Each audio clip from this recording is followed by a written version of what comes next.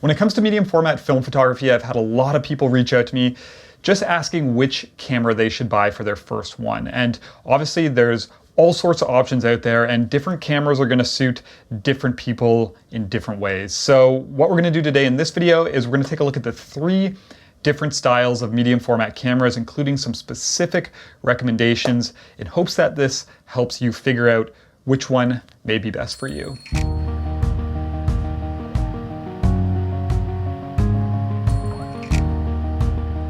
So which one is right for you is really going to all come down to the way you work and the style of shooting you do. And it even may take some experimentation, testing out different cameras just to figure out what suits you best. And like I mentioned, I'm going to have some recommendations in this video for different models, but obviously I haven't tested out all of the options out there because there are a ton. And even if I had, it would be way too big of a list to put in this video. So by all means, if there's a camera that you've used that you think is a good fit for someone who's just starting out, leave a comment down below, and then that's a place that people can look as well. But let's jump into it and get started. So the first system that we're going to start with is the SLR, or modular system.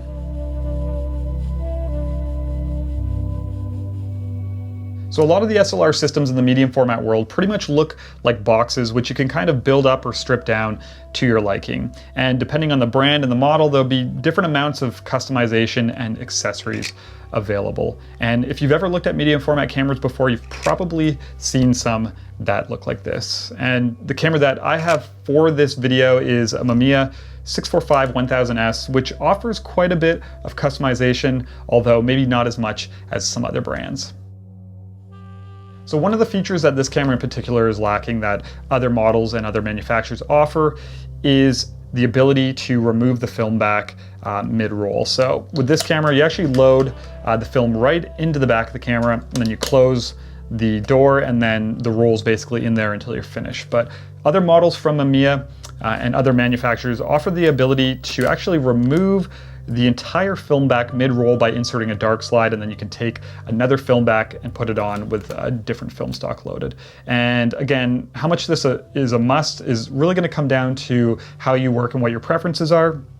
For me personally, the 2 645 cameras that I own, this one and the Pentax 645, don't offer that ability, but I never really have the urge to change film stocks when I'm out shooting, so it wasn't really a must. So when it comes to customization, we'll go over a few of the things on this Mamiya, just because it will apply to other brands and models as well. So obviously, being an SLR, has interchangeable lenses, and these style of cameras are going to give you the most options for lenses when compared to TLRs and rangefinders. But one of the big things is the ability to swap out the finders. So on this camera right now, I have a waist level finder, which is really nice if you want to just kind of keep the weight down a little bit and keep things a bit more compact. But Mamiya also offers a couple options for prism finders. So this one here is a non-metered version, so it's pretty straightforward. It's just going to correct the image, allow you to shoot at eye level, and make it easier to focus. So this is a really nice addition. They also offer the same one in a metered version as well. And then other cameras will have chimney finders and a bunch of different styles as well. And then grips as well are a big item on these cameras. So I don't own one for the Mamiya, but for this camera in particular, you can buy power winder grip. So that's going to give you the ability to auto wind after each frame. And then they also offer just a standard grip with a shutter release as well. So with these options, you can kind of, like I said, tear the camera down or build it up depending on how you want to shoot. So you could go with a waist level finder if you want to stay light, or if you're going somewhere else to shoot a different style of subject, you could build it up with a prism and a handle to really kind of tailor to that situation. So when it comes to recommendations, if you're looking to shoot 6x4.5, definitely I think the best value out there is the original Pentax 645. And these are really nice systems and can be had for a good price and have an incredibly capable lens lineup. The only, I guess, downside, depending on your preference, is the fact that they offer really no customization at all. So they have a prism finder and a grip, but they're all part of the camera. You can't swap anything out, just like a traditional 35mm SLR. So if you are looking for a camera that you can customize a bit, my second recommendation would be this Mamiya. This is the M645-1000S, or you could get The version that came before this was just the M645. And these cameras offer a lot of different accessories, and they have a really, really nice lens lineup, and they're still pretty affordable as well. If you're looking for a 6x6 camera, your best bet is probably going to be a Bronica SQ, which is a really nice modular camera system with a good lens lineup. And they can be had for probably around $500 US with a lens and a finder, which is going to be at least half the price of a Hasselblad system. Obviously not as good of a camera, but still really, really capable. When it comes to 6x7, the best value in my opinion is going to be a Mamiya RB67, which can still be had for a really, really affordable price and are completely modular and even have film backs that rotate, which is a really cool feature. So to go from landscape to portrait orientation, you don't have to turn the camera, you just turn the film back. So definitely my first recommendation. So up next are TLR cameras or twin lens reflex. So the way that these cameras work is that you have these two lenses, and the one on the top is called the viewing lens, and the one on the bottom is called the taking lens. And when you're composing your image, you're actually looking through the viewing lens, and then when you expose your film and press the shutter, you're actually doing that with the taking lens on the bottom. And these two lenses are always going to be the exact same focal length, obviously. So most of these cameras are going to operate the same way. You're going to have a winding knob or lever on one side of the camera, focusing knob on the opposite side, and then you're going to compose using a waist level finder. And usually they're quite compact while still shooting a really big 6x6 negative, so that is really nice. And then they're just a lot of fun to use and often quite a good conversation starter. So some TLRs actually do offer customization, some models by Mamiya and also some newer Rolleiflexes, with the Mamiyas even offering the ability to have interchangeable lenses. But for the most part, a lot of these cameras are going to be fixed lens cameras with either a 75 or 80mm lens. When it comes to recommendations, one of my favorites is the Yashica Mat 124G, which I have here, and I also just did a video about this camera on this channel, so check it out if you haven't seen it. But it's just a really nice camera, and it has a really, really capable lens, and it's still decent priced, although it is getting more expensive. The model before this, simply called the 124, actually uses the same lens and can be had for quite a bit cheaper, so that's one that's worth checking out as well. So I personally really like TLRs, but you do have to keep in mind that if you buy one with a fixed lens, you're going to be quite a bit more limited compared to if you had an SLR. But with that being said, they are quite freeing, and it is nice at times just to walk around with one of these cameras with a fixed 80mm lens using the waist level finder. They're just really fun to use, and on top of that, they're usually a really good conversation starter. So last up is rangefinder cameras. These are fairly common in the medium format world, but they almost have to be grouped into two separate groups.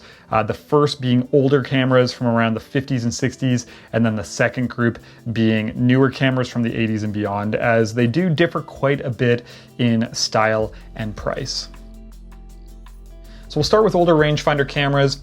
And there is one really important thing to understand right away, and that is that these cameras come in both coupled and uncoupled versions. And what that means is with an uncoupled rangefinder, basically when you're looking through the viewfinder and you're adjusting your focus to get your patch lined up, it's not actually linked to the lens, and usually it's just going to give you a distance readout. And then you would take that distance readout and you would actually set the proper distance on your lens. And with a coupled rangefinder, the lens itself and the rangefinder are linked together. So this camera is coupled, and you use the lens here to focus, and when you do that, the patch itself in the rangefinder is adjusting. So it's linked together and it's doing it at the same time. So if you aren't afraid to buy an older camera from say the 50s or the 60s, there are a ton of options available and they're quite affordable. And most of them are going to be these older folder style cameras, which are really cool and fold up super compact. This is a Zeiss Icon Super Iconta, and it's a 6x6 camera. And once it's folded up, it actually fits in my back pocket, which is pretty awesome. It's definitely the smallest camera I own in relation to the negative size. So just a really fun one to work with. So when it comes to my recommendations, any of the newer popular options are obviously really amazing cameras like the Mamiya 7 and the Fuji GA645, but they are starting to get really pricey. So if you still want something that's new-ish, I would personally look at one of the Fujis from the 80s, I believe. There's the GS645 with a 60mm lens, and it's a really nice camera, has a built-in meter, and the lenses on the Fujis are some of the nicest in the industry in my opinion. And there's also the 6x9 version of the Fuji, which is also a really nice camera and still pretty affordable. So if you aren't afraid to buy something from the 50s or 60s, the original Mamiya 6 is a really good option. It's a 6x6 folder camera, has a coupled rangefinder, and you could probably pick one up for under $200 in really good condition. The camera that I own is a Zeiss Icon Super Iconta. It's the last version they made, and it's also a really nice camera. Coupled rangefinder, like I mentioned before, with a 75mm Zeiss lens, although these are getting pricier and harder to find in good condition. Overall, rangefinders are a really nice option. Again, though, it's just going to come down to personal preference. Like I said, for me personally, I still really like using an SLR to compose, looking through the lens instead of looking through a viewfinder. But like I said before, you got to test some of these out just to see what may work best for you.